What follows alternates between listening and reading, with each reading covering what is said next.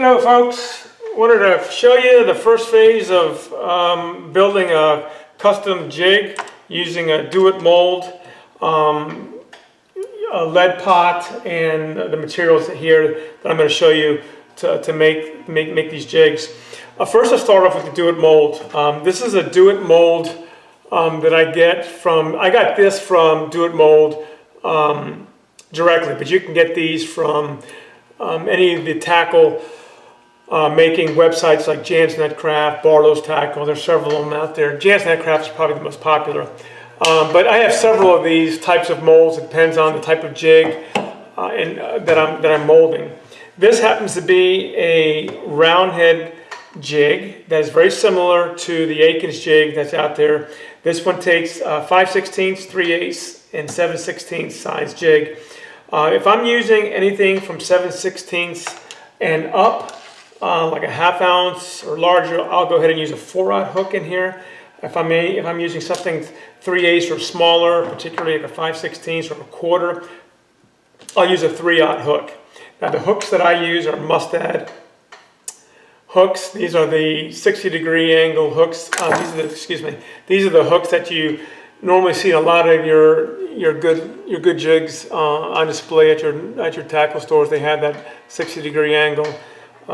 So that's that. So that's the mold. That is the hook I use.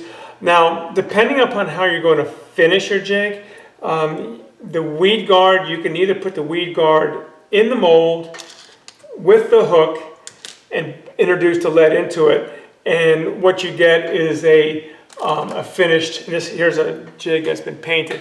You'll get the weed guard with the hook in the lead.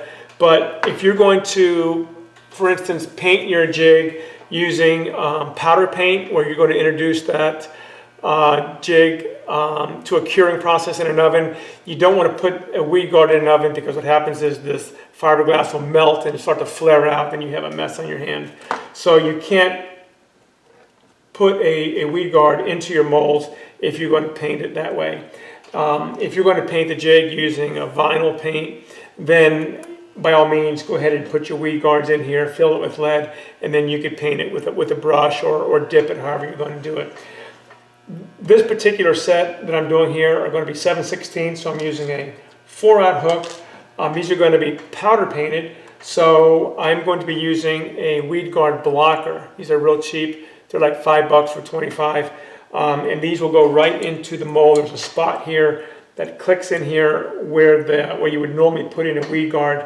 You put that in, and you put your hook into the slot there, and you close your mold. Now, what I have here is a melting pot. It's a 700 watt variable temperature. I usually put it on 10 to start off with. I put about, maybe a couple pounds of lead in here. The lead is a lead ingot that you can get from your local metal material place in town, or you can get these again from Jan's Netcraft, Barlow's, or any other tackle making online stores. You can even get them from Amazon. So you put in a couple pounds in here, let it melt, give it about 15-20 minutes until it's like a liquid in there, and be very careful. You don't want that stuff splashing on you. So what I like to do is put on my eyeglasses, which I can't seem to find right now. So that's the melting pot, that's the lead. I have this ready to go. Once it's done, it'll look like this. This is the finished product when it comes out of the mold. And you can see there's the hole where the weed guard would go. Because I'm going to bake this into an oven and paint it, I'm going to put the weed guard in afterwards and glue it on there. All right? So there's a small nipple underneath this pot. You just want to line that up with the port of where you have your hook in. Open her up until you see lead pop up at the top of the port.